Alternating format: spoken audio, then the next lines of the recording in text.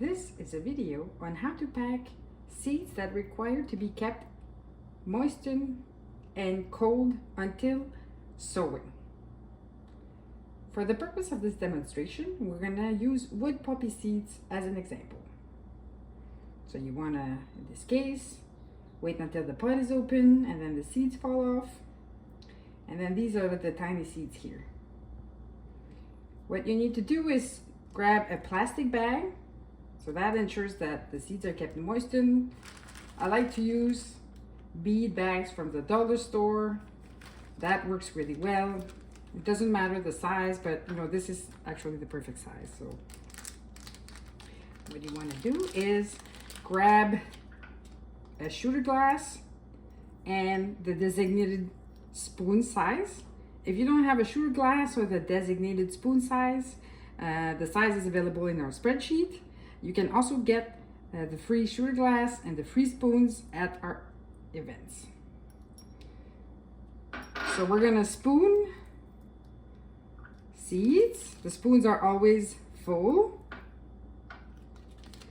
You put the amount of seeds in the bag, and what you want to do is pack the seeds first.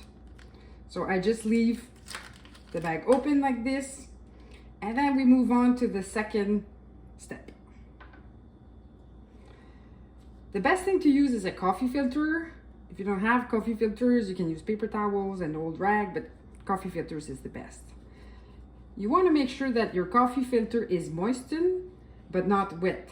If it's too wet, then you're gonna get mold, and seeds that are moldy need to be disposed of. So to know if it's wet enough, but not too wet, when you squeeze it, there shouldn't be any water coming out of it. I like to use this kind of bottle to spray it, but you know, you can even eyeball it if you want.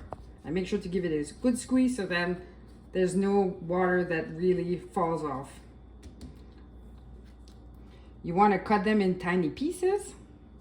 Like this size is good.